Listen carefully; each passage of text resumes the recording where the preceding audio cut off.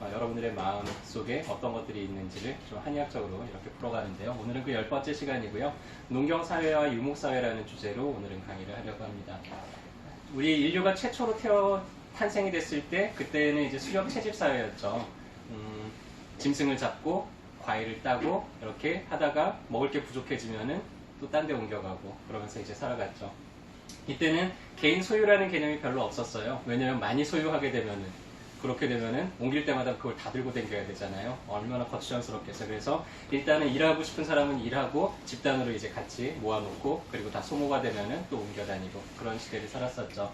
이때만 해도 인간도 거의 뭐 동물하고 다를 바 없이 그렇게 아마 살아갔을 겁니다. 그러다가 이제 농경사회가 시작이 됐죠. 씨를 뿌리고 1년 동안 그거를 수확해가지고는 그걸 모아놓고 그거를 가지고 이제 남으면은 저장하고 있는 거는 먹고 그러면서 이제 살기 시작을 했고요. 그러다 보니까는 좀 잉여되는 그런 자본들이 생기기 시작을 했어요. 그러면서 창고도 생기고 그런 걸 이제 보관하기 시작을 했고요. 그러니까는 이제 개인적인 어떤 소유의 개념이 생겼어요. 여기는 내 땅이야. 침범하지 마. 이것만큼은 내 거야. 하고 그런 개념들이 생겼죠. 그러다 보니까 더 많이 소유하는 사람이 생겼고 좀 모자른 사람들이 생겼고요.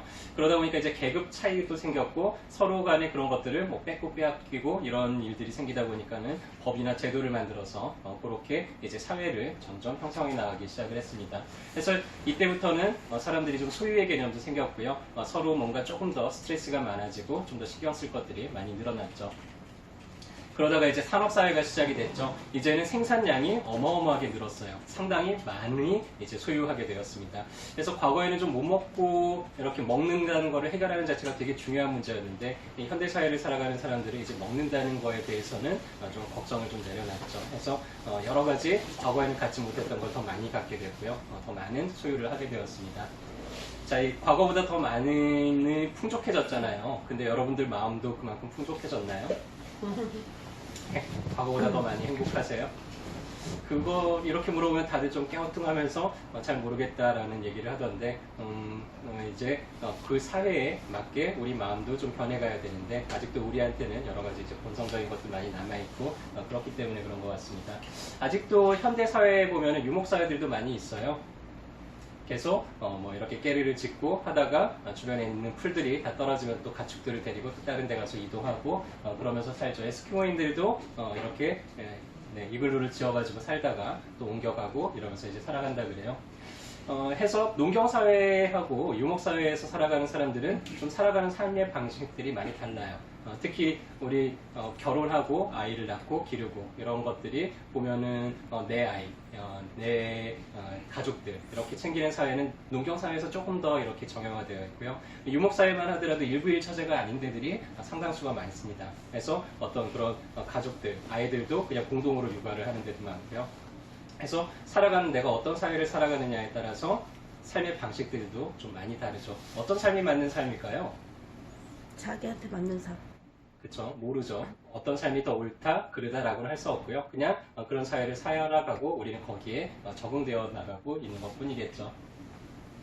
현대사회는 유목사회일까요? 농경사회일까요? 지금 여러분들이 살고 있는 지금 현재는요?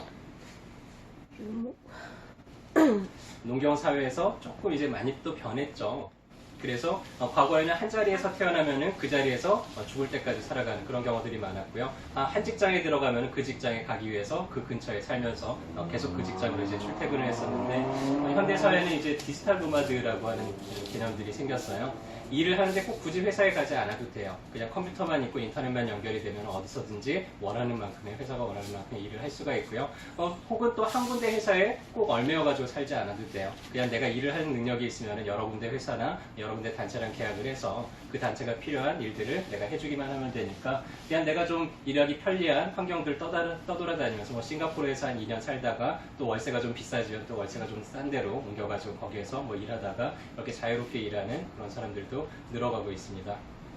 환경들은요 계속해서 바뀌고 있어요. 그리고 앞으로 미래도 어떻게 바뀌어갈지는 모르겠지만 또 지금하고 많이 달라지겠죠. 자, 그래서 환경이 계속해서 바뀔 때 우리가 그 변화되는 환경에 잘 적응을 하면은 건강하게 잘 살아갈 수가 있는데, 근데 어떤 분들은 보면은 환경은 이미 변했는데도 불구하고 예전에 내가 했던 그 습관을 그대로 유지하고 예전에 했던 그런 신념이나 생각들을 그대로 유지하기 때문에 변화된 환경에서부터 상당히 많은 스트레스를 받고 적응을 잘 못하는 그런 것들도 이제 보게 됩니다.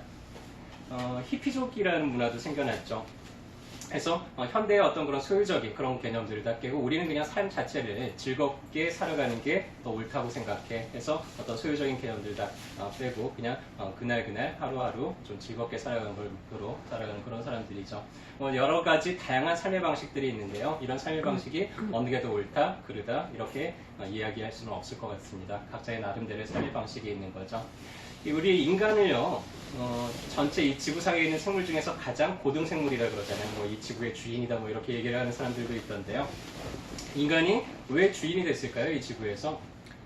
생각하는 동물이라서. 코끼리보다 힘이 세서 그럴까요? 아니면은 치타보다 뭐 빨라서 그럴까요?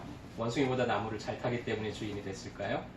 손톱이 날카로워서 그랬을까요? 따지고 보면은 그다지 그렇게 뭔가 이렇게 우등하다라고 할 건 없는데 단 하나 있죠. 뇌가 가장 많이 발달이 되어 있죠. 그래서 인간들은 상상을 할 수가 있고요. 이런 뇌가 발달이 되면 사회를 이룰 수가 있고 서로 협업이 가능했기 때문에 이 지구상에서 가장 잘 적응하고 살아남았다고 그렇게 이야기를 합니다. 근데 인간의 뇌도요, 3층으로 나눠볼 수가 있어요. 그래서 파충류의 뇌라는 게 있고요. 파충류의 뇌는 기본적으로 내가 살아있는 생명활동을 유지를 합니다. 36.5도 계속 체온을 유지를 해야 되고요. 뭔가 위협이 다가오면은 반사적으로 내가 그거로부터 나를 방어를 하거나 도망을 가거나 이런 활동을 하는데 우리 뇌에 있는 뇌간이나 소뇌가 바로 그 기능을 담당을 해요. 그 다음에 이제 변형계라고 하는 게 있어요. 포유류의 뇌라고 하는데요. 이 변형계는 감정하고 많이 관계가 되어 있습니다. 해서 우리 싫고 좋고 뭔가 좀 슬프고 우울하고 혹은 막 기분이 좋고 여러 가지 감정들이 시각각 변하게 되죠. 그런 감정하고 기억이 상당히 많이 결합이 되어 있고요. 그 사람의 어떤 성향이나 어떤 태도, 삶에 대한 이런 것들을 결정하기 때문에 어떤 일을 결정을 하는 데 있어서 이 변형계의 활동들이 상당히 좀 중요하다고 이야기를 합니다. 우리가 뭐 결정할 때 머리로 따져가지고는 이렇게 손익 계산을 하면서 따질 때도 있지만은 왠지 그렇게 하는 게 내가 마음에 들고 그렇게 하는 게 너무 즐겁고 하기 때문에 결정을 하는 경우들이 많잖아요. 실은 그 결정의 힘이 훨씬 더 크다고 얘기를 하고요. 자, 이제 인간한테 가장 많이 발달이 되어 있는 애는 영장류의 뇌라고 하는 거예요. 포유류만 하더라도 뭐 그다지 뭐 자기 삶의 목표를 가지고 뭐 개가 살아간다든지 나는 이 세상에서 가장 위대한 명예로운 개가 되겠어 뭐 이렇게 살아가지 않잖아요. 근데 영장류들은 좀 다르죠. 특히 인간들은요. 이 영장류에는 대뇌 피질하고 손의 피질을 형성을 하고 있는데요. 언어를 만들고 생각을 하고 추론을 하고 상상을 하고 합리적인 그런 사고를 하는 그런 활동들을 합니다. 그래서 자기 본성을 좀 억누르기도 하고요.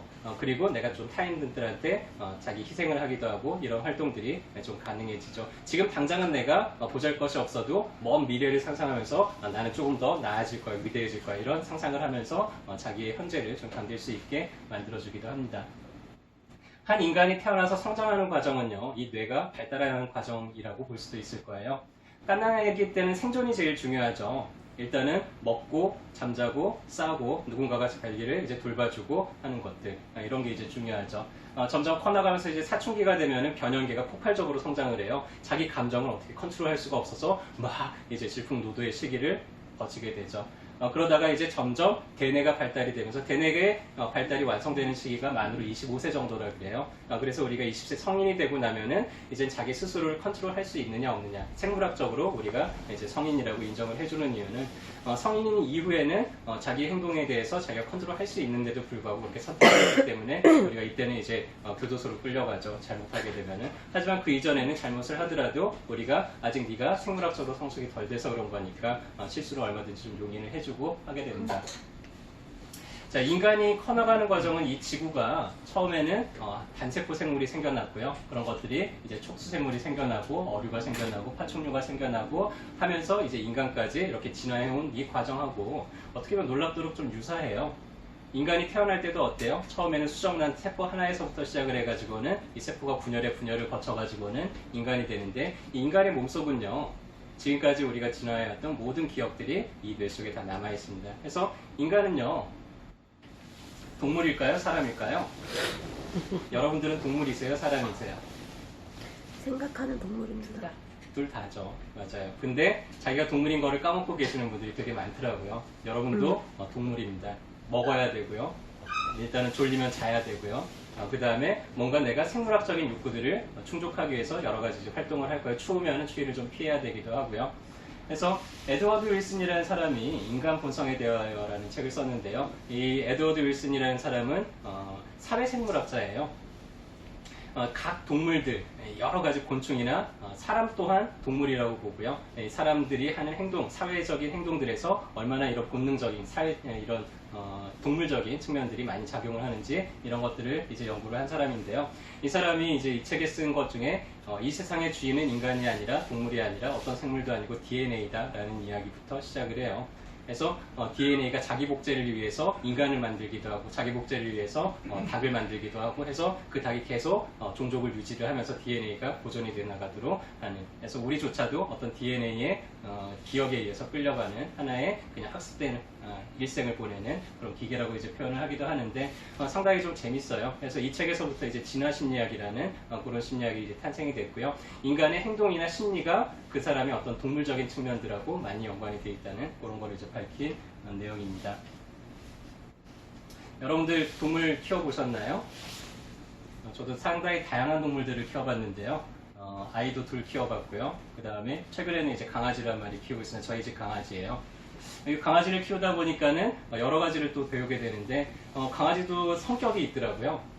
강아지들마다 되게 수줍은 강아지가 있고 저희 강아지는 되게 활발해요. 막 엄청나게 뛰어다니고 호기심도 많고. 그런데 이 강아지들 우리가 뭐 이렇게 아무데나 똥 싼다고 해가지고 물론 화가 나긴 하겠지만 강아지한테 너 왜 아무데나 똥 쌌어 이렇게 화내고 하시나요? 해요. 네, 하시죠. 뭐 강아지가 이렇게 화장지 물어뜯고 뭐 해가지고 막 어지러놨어요. 강아지한테 너 그러면 못 써라고 해가지고는 화를 많이 내나요? 네. 그냥 물론 이제 화가 나긴 하겠지만은 그냥 강아지니까 그러려니 하고 대부분 좀 받아들여지잖아요. 안 돼. 근데 유달리 우리가 인간한테만큼은 잘 그렇게 못하는 것 같아요. 저 인간은 왜 저러지 도대체? 저 사람은 왜 저렇게 행동을 하지? 이렇게 해야지 마땅한데 왜 저렇게밖에 못하는 거야? 좀 고쳤으면 좋겠는데 평생 고쳐지질 않아요. 근데 여러분들이 간과하는 게 있어요. 뭘 간과하고 있냐면 그 사람도 동물이에요. 그리고 그냥 그런 성향을 가지고 태어난 하나의 개체일 뿐입니다. 우리가 아이들을 키울 때 되게 많이 이제 아이들이 좀 잘 사회화되게 하기 위해서 많이 혼내기도 하고 체벌을 하기도 하고 하잖아요. 효과가 있나요? 조금 있지요. 네, 아주 없진 않아요. 네, 당장은 효과가 있는 것 같을 거예요. 근데 장기적으로 봤을 때는 별로 효과가 없더라고요. 제가 강아지를 키우면서 깨달은 게 하나 있어요. 강아지를 키우다 보니까 강아지가 이제 밥 먹으면 옆에 와가지고 막 식탁에 와가지고는 자기도 뭐 좀 달라고 막 이렇게 학학대고 막 그래요. 저희 와이프는요, 강아지가 그렇게 귀찮게 하면은 뭘 줘요. 이렇게 하면서 야 이거 줄 테니까 좀 가서 있어 한단 말이에요. 어떨까요? 강아지가 그 다음에는 그러면은 엄마가 그래도 먹을 걸 줬으니까 내가 다음부터는 이제 엄마 아빠 밥 먹을 때 옆에 가지 말아야지 할까요? 아니면 그 다음에 또 달라고 올까요? 또 줘. 왜? 가면 주니까 그러잖아요. 혼을 내보기도 했는데 잘 안 고쳐지더라고요. 아니요, 버릇 고치면 고쳐져요. 네, 고쳐지긴 하는데 더 좀 쉬운 방법이 하나 있었어요. 뭐냐면은 원하는 행동을 할 때 포상을 해주는 거예요. 예. 근데 저희 와이프 같은 경우는 포상을 잘못해줬죠. 원치 않는 행동을 하는데 그 행동에다가 먹을 걸 줘가지고 포상을 해줬으니까 이 강아지는 계속 원치 않는 행동을 더 많이 하게 됐죠. 그래서 좀 전략을 바꿨어요. 기다려. 저쪽 가서 있어. 해서 저쪽에서 한 5분 정도 기다려. 그때 가서 먹을 걸 줬어요. 자, 이제 우리가 원하는 행동을 했죠. 원하는 행동을 했을 때 포상을 해주니까 이제 밥 먹기 시작하면은 아이가 저쪽 가가지고 이렇게 딱 앉아서 저희를 보고 있어요. 그럼 이제 한 5분 정도 지나면은 또 거기에다가 먹을 거를 주죠. 자, 그랬더니 이제 아이가 달라지더라고요. 저희 강아지가. 그래서 정말 효과적이고 유일한 방법, 좋은 방법은요. 원하는 행동을 했을 때 포상을 해주시고요. 원치 않는 행동을 했을 때는 좀 무관심해지는 게 실제로는 아이들을 키우는 데 있어서 훨씬 더 효과적입니다. 그래서 내가 무언가를 해야 될지를 알게 해주는 게 더 중요하고요. 하지 말아야 될 거를 알려주는 거는 별로 효과가 없대요. 그 당장은 내가 억압을 해가지고 효과를 볼 수 있을지 몰라도 장기적으로는 나중에 보면 또 딴짓하고 있고 그렇게 되기가 쉽죠. 여러분들도 마찬가지일 거예요. 여러분들 안에 정말 많은 다양한 욕구들이 있을 겁니다. 근데 그 욕구들 중에서는 감정적인 욕구도 있을 거예요. 누군가하고 내가 좀 따스하게 연결되는 거, 따뜻하게 포옹하고 싶고 돌봐줌을 바라는 그런 욕구도 있을 거고요. 여러분들 안에는 상당히 동물적인 욕구도 있어요. 멋진 이성과 내가 함께하고 싶은 그런 욕구도 있을 거고, 뭔가 맛있는 거를 먹고 싶은 욕구도 있을 거고요. 좀 늘어지게 좀 잠을 자보고 싶은 욕구도 있을 거고, 그럴 거예요. 또 여러분들 안에는 사회적인 욕구도 있을 거예요. 내가 누군가로부터 좀 인정받고 싶을 거고요. 내가 목표했던 어떤 그런 거를 성취하고 싶기도 할 거고요. 모든 욕구들이 동일하게 우리 삶에 있어서는 상당히 중요해요. 근데 어떤 사람들은요, 이제 저희가 환자들을 보다 보면 어떤 분들은 지나치게 책임만 강조를 해서 결국에는 몸이 병이 들어서 자기 안에 있는 동물이 시들시들해져서 몸이 이유 없이 아파가지고 오는 분들도 보게 되고요. 어떤 분들은 너무 개인적인 이기적으로 나만 살아야 돼 해서 남들을 이렇게 좀 발시하고 하다 보니까는 사회적으로 고립이 돼서 이렇게 문제를 일으키는 그런 분들도 보게 되는데요. 여러분들 안에 있는 동물들도 좀 잘 돌봐주셨으면 좋겠고요. 여러분들 안에 있는 이 포유류들도 좀 잘 돌봐주셨으면 좋겠고요. 그렇게 하는 과정 중에서 보다 좀 인간답게 그렇게 좀 잘 살아갔으면 좋겠습니다.